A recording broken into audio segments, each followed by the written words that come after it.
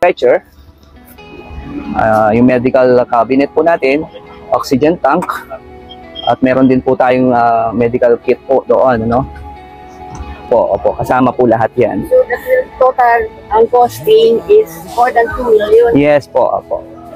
Itong parang regalo namin, no? Parang naunang Christmas gift namin kay PBBM, no? So unang-una, maraming salamat, mahal na Pangulo, sa binigay niyo na mga ambulance, no? Sa lahat, I think lahat ng mga munisipyo sa Surigao del Norte makatanggap ngayon. So ito ang malaking importansya namin ito, no? Kasi meron akong isang barangay na nasa bundok at kailangan talaga namin ito.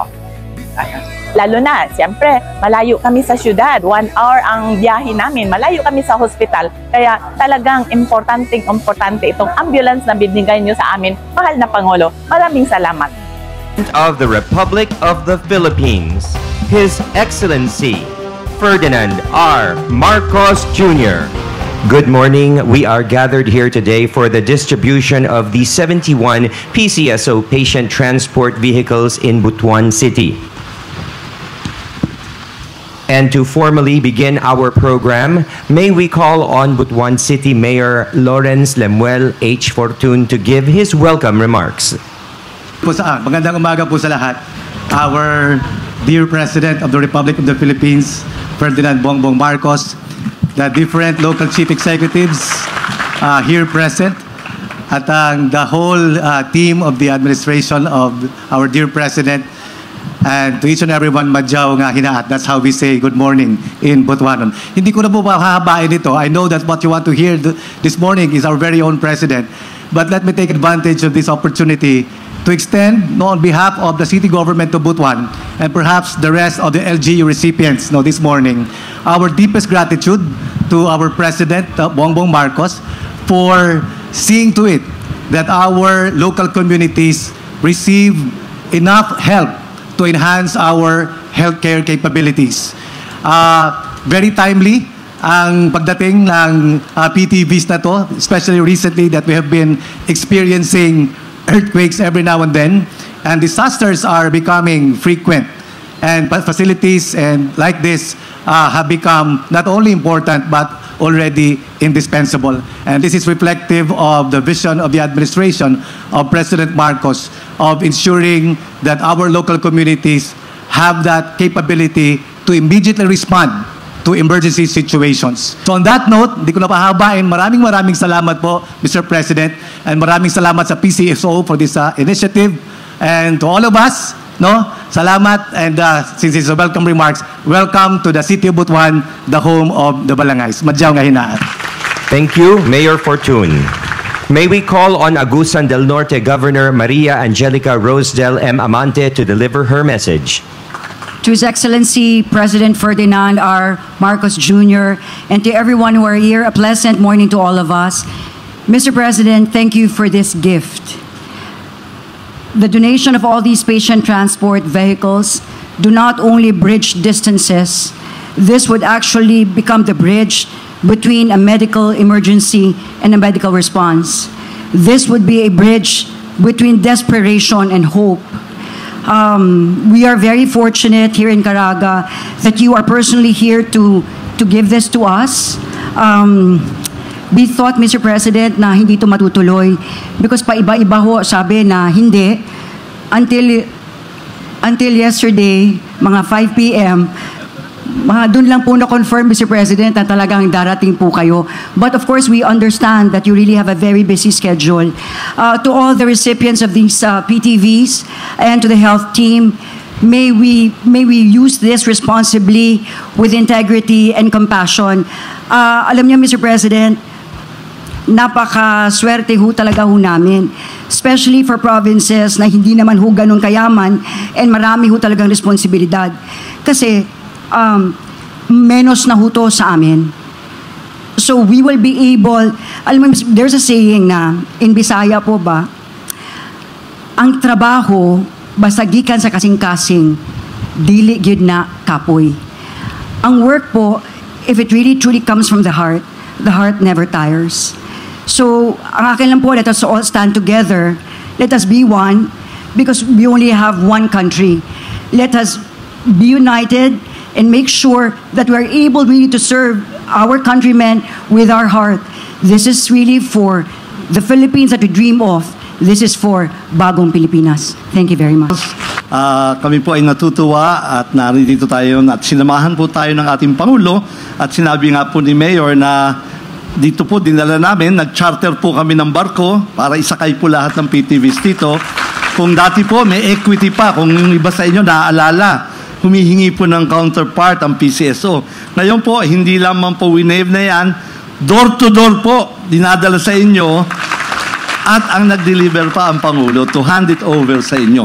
So pagkat ganito po, this is how the President values healthcare. Meron na po tayong zero balance, may yakap, and then this. Ito lang po ang administrasyon sa tingin ko, as far as my memory remembers, ito lang po ang talagang napakabigat ng focus ng Pangulo sa healthcare.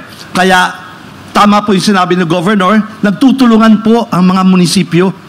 Pag ito hindi available yung nearest munisipyo po, natatawagan po. Ganyan din po sa ibang lugar na nakukuha namin. Dahil democratized po, kumbaga. So nagtutulungan po and I hope ituloy po natin yung spirit of bayanihan na yan.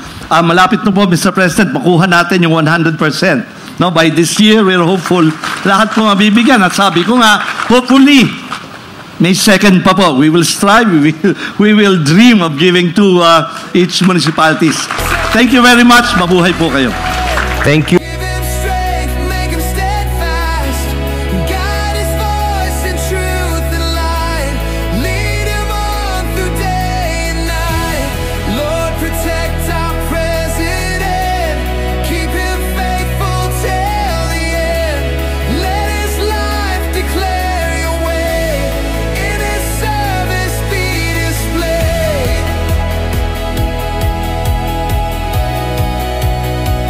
To all of the governors, please take your seat.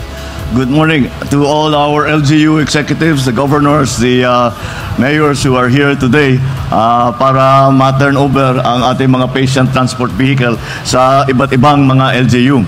At Angel, sorry na lang sa schedule dahil ang nagdidikta sa schedule ko ngayon, lindol at saka bagyo. Kaya hindi ko malaman baka may darating na bagyo o baka may kailangan puntahan.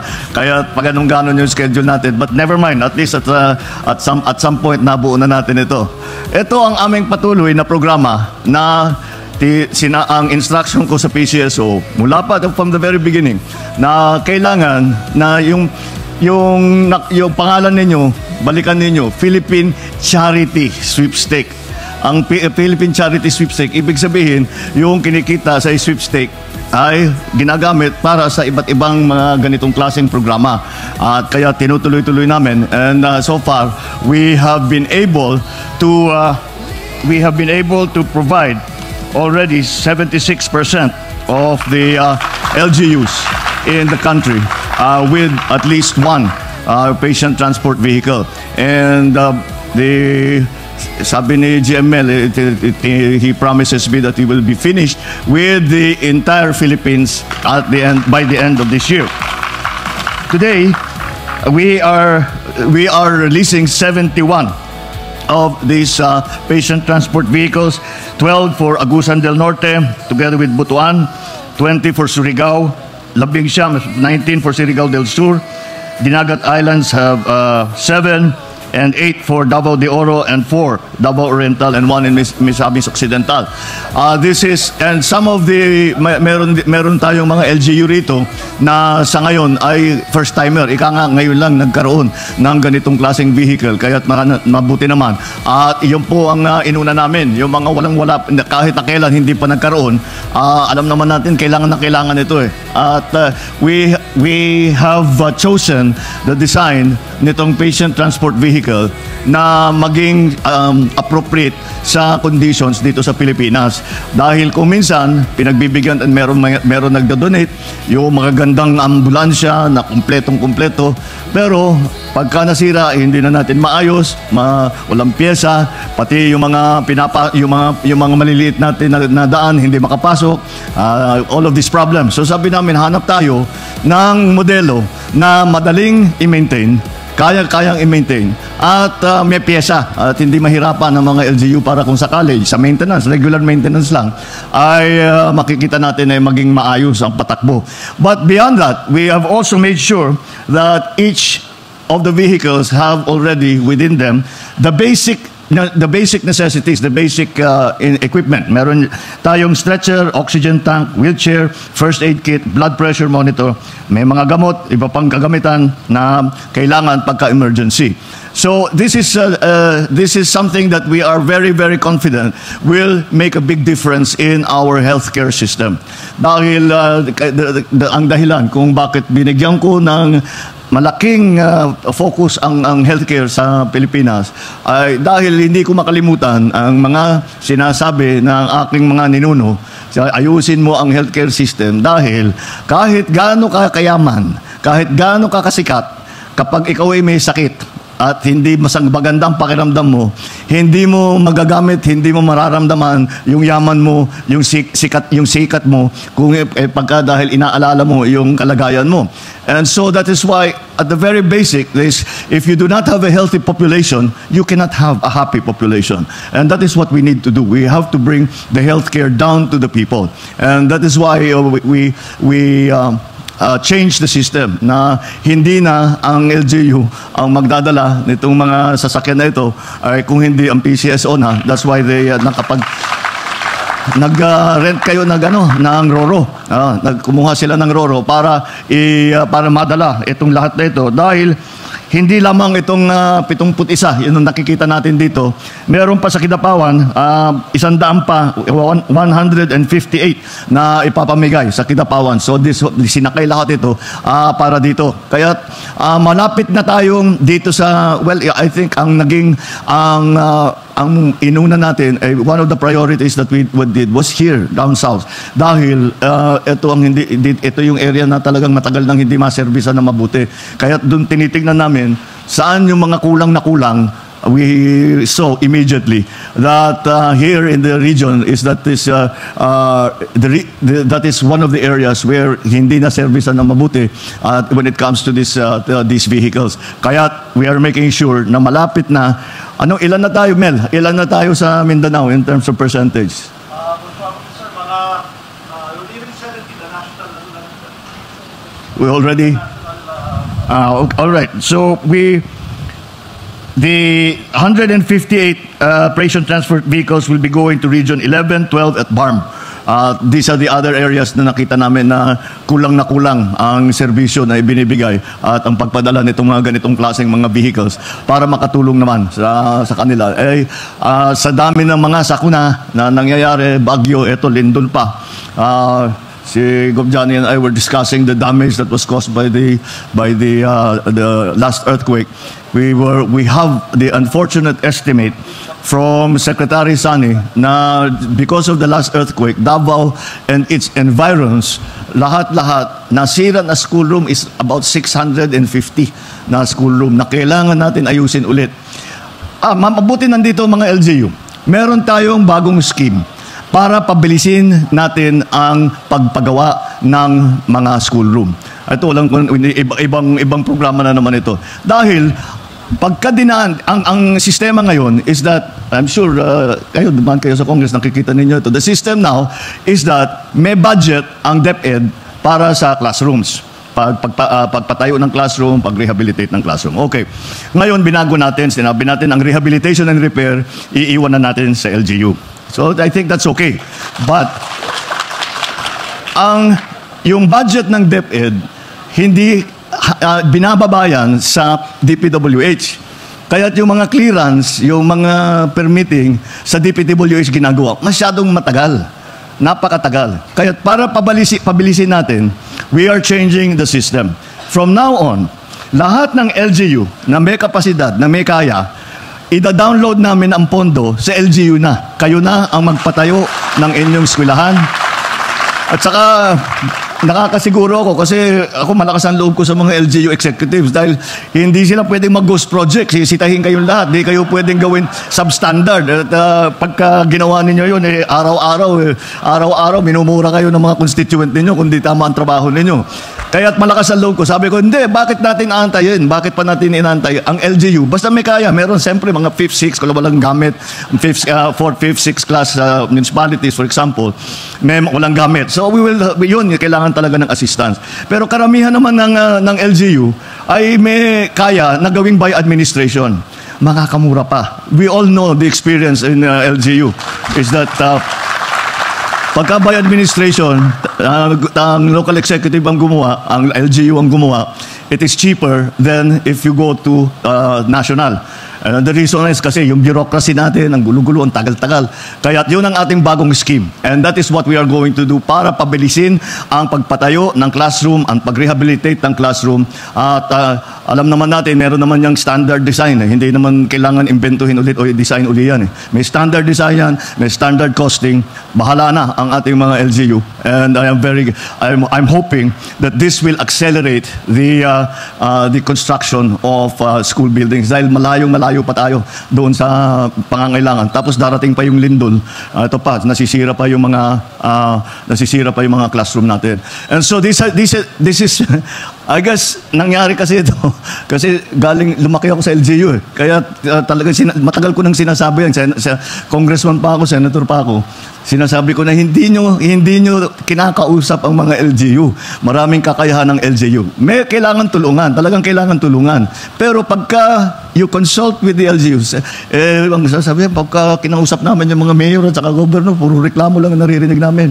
Sabi ko, kasi tinitigil nyo yung usapan doon. Pagkatapos nila magreklamo, magsasabi din sila kung ano yung dapat maging solusyon. Kaya't makinig kayo na mabuti. And that's what we are doing now. And this is a closer coordination between the national government and the LGUs. This is part of that new principle, that new concept that we are adopting, and then the new scheme that we have to accelerate the building of schoolrooms, school buildings in and around the Philippines, so that we will achieve at least partways ang naging kulang sa ating mga schoolroom, sa ating mga school building. At continuing support. Mamaya nga pupuntahan kami, meron kaming nagbibigay na kami ng Starlink, nagbibigay na kami ng computer, nagbibigay na kami ng whiteboard. Lahat ito para sa mga eskwelahan. Dahil isa pa yon, I have promised myself that the remainder of my term we will concentrate on very many things, but the first and top priority is going to be in education. Meron tayong programa ngayon na the first 1,000 days of a child's life, it's from conception. The 1,000 days is counted from conception. So from then on, meron tayong support para sa ating mga parents at saka mga kabataan, so that they get the proper nutrition, dahil alam natin that is the time, the 1-year-old to 6 years old is when the brain is forming. Kaya kailangan na they have proper nutrition, they are proper training, and pagkadating sa eskwelahan naman, pag kulang ang pagkain, meron tayong feeding program. So we have to continue to take care of our children para naman they are healthy. Kasi ang pinakamalaking dahilan kung bakit hindi makapag-aral yung mga bata, may sakit. One of them is masakit ang ngipin. So nagbibigay tayong toothbrush, nagbibigay tayo. Kasama na rin yan. You wouldn't think it would be part of education, but it is. And so that's what we are trying to do. And once again, we are going to have to depend on our LGU executive. Nasa sa inyo pa rin. Dahil kayo ang nandyan, you are the ones on the ground.